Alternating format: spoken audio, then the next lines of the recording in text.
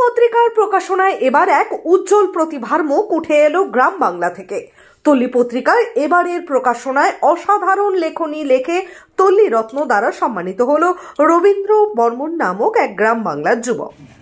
প্রথমেই এটা বলবো, আপনারা জানেন তল্লী এবার দ্বিতীয় সংখ্যায় প্রকাশ হচ্ছে।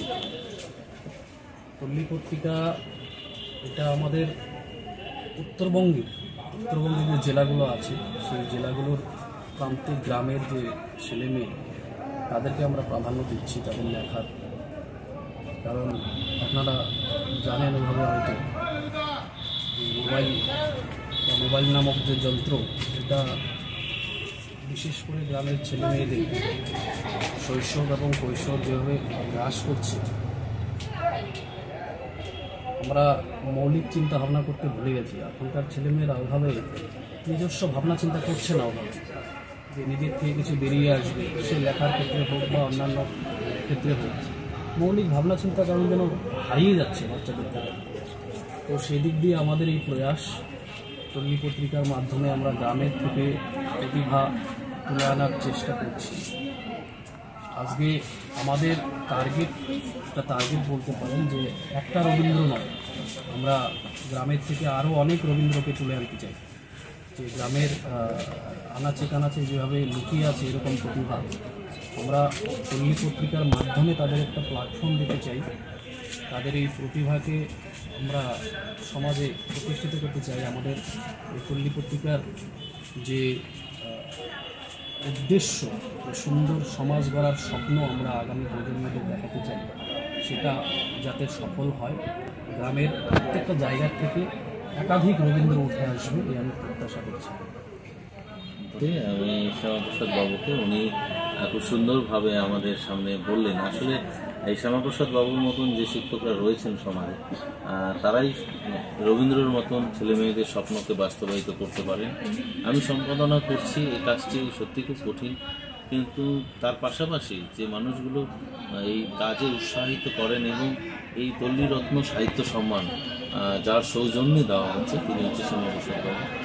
রবীন্দ্র পাশে বসে আছে। রবীন্দ্র নামটা বেশ সুন্দর এবং আমি চাই যে তার নামের গুরুত্ব সে অনুভব করুক এবং গ্রামের ছেলেমেয়েরা চেষ্টা করুক যে আমরা করতে পারি, এই বিশ্বাস যেন তাদের মধ্যে গড়ে ওঠে যে না, আমাদের পাশে কেউ নেই এরকম ভাবনা না।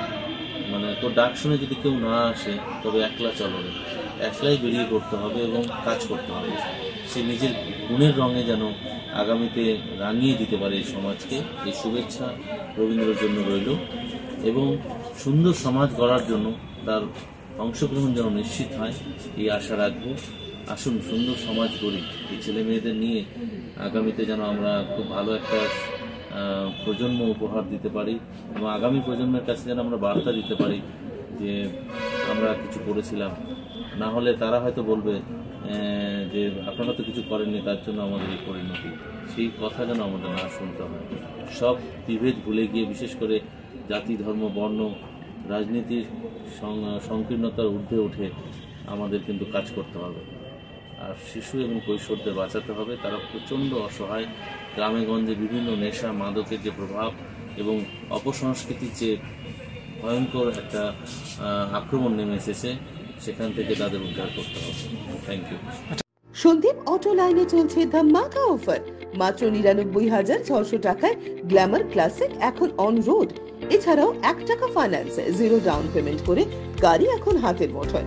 এছাড়াও রয়েছে যে কোনো কোম্পানির গাড়ি ন্যায্য মূল্যে এক্সচেঞ্জ করার সুযোগ। এছাড়াও একাধিক অফার।